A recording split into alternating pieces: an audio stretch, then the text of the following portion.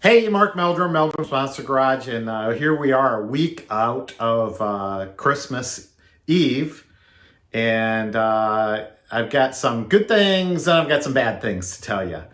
So, good things is we had a great time at the Northern House Chevelle Club Christmas party. Had a fantastic time.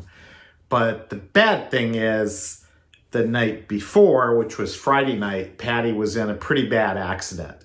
And if for you guys that follow Meldrum's Monster Garage, you know she has a pretty cool little 2014 Beetle GSR special edition car. We bought it brand new, and you know that it was an accident this summer and quite a few weeks before we got it back from DNS from getting fixed. And she was rear-ended. And she was at a complete stop. Well, same thing happened on Thursday night for her coming home from work, and she got rear-ended on the same road about a quarter mile away from where it happened the first time, only she was going the opposite direction. She was going home east on Butternut Ridge. This time I was not with her, and traffic was backing up. There was a problem ahead, so traffic had come to a stop. And this is a country road, 45, 50 miles an hour speed limit. And there were about 4 cars ahead of her stopped. She came to a stop, and she looked in the mirror, and here comes this pickup truck, and she knew it was not going to stop. And it went right into the back of her and pushed her forward into the pickup truck in front of her. She proceeded to gather herself and get out of the vehicle, and no sooner than the person in front of her and she got out of the vehicle that this guy in this, 2004 to 2008 yellow Dodge Ram truck, pickup truck, puts it in reverse, backs up, turns around, and skedaddles out of the way.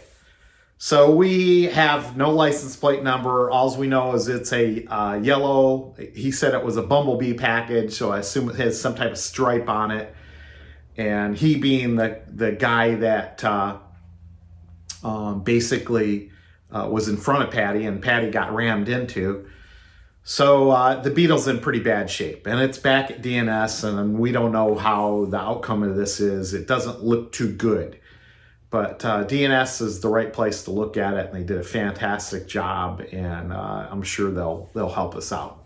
So we may be looking for a new vehicle. I'm not sure there. Okay, that's the bad stuff.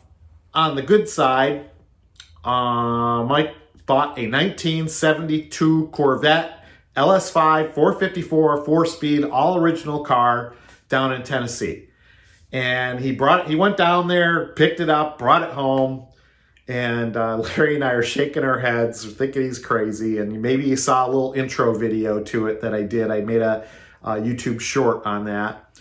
Well, we had the chance to get it off the trailer. We got it into the garage, and we parked it right next to the 66 Chevelle frame. We got the lift under it and lifted it up, checked it out, and everything looks really nice on it. It's got a good frame, a good bird cage. I don't know if you guys know Corvettes so well, but the bird cages have a habit. They're the part that goes around the driver, and they are, in fact, metal, not fiberglass. They protect the driver. They have a tendency to rust and go bad, but this one's in good shape. It looks great underneath the car. It looks to have an original style exhaust. It's got original spark plug wires, and it doesn't look like this car's ever had the engine out of it or anything.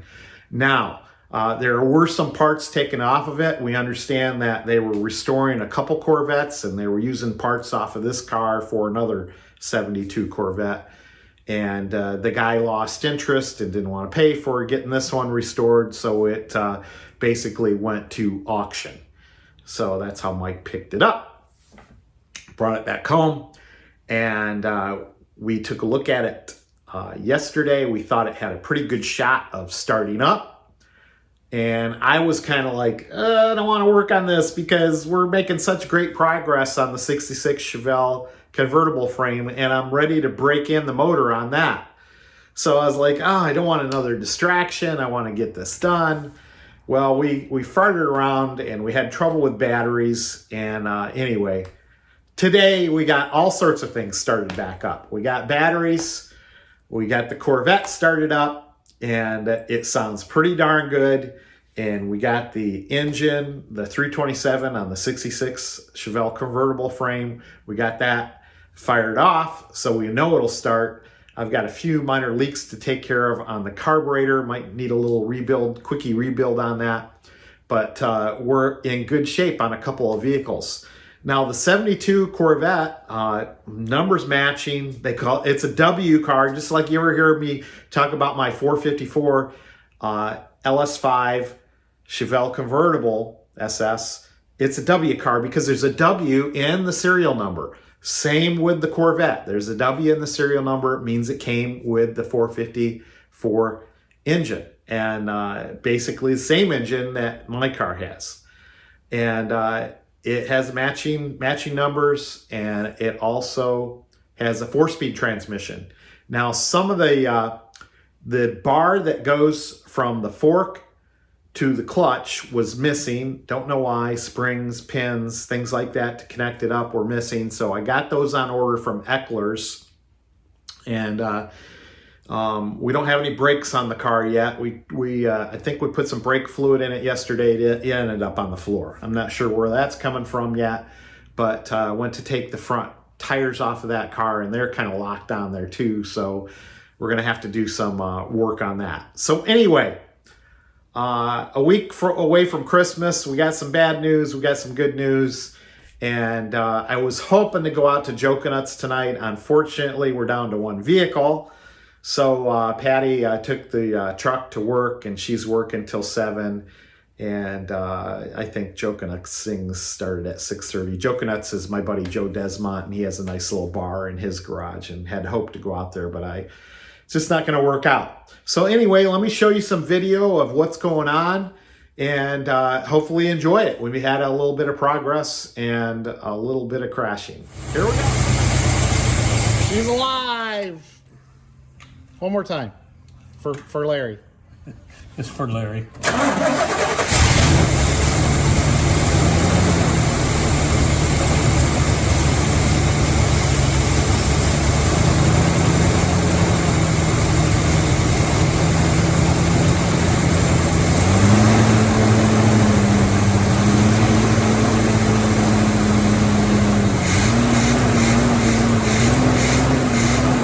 We got this thing starting pretty good, but we haven't broke it in yet.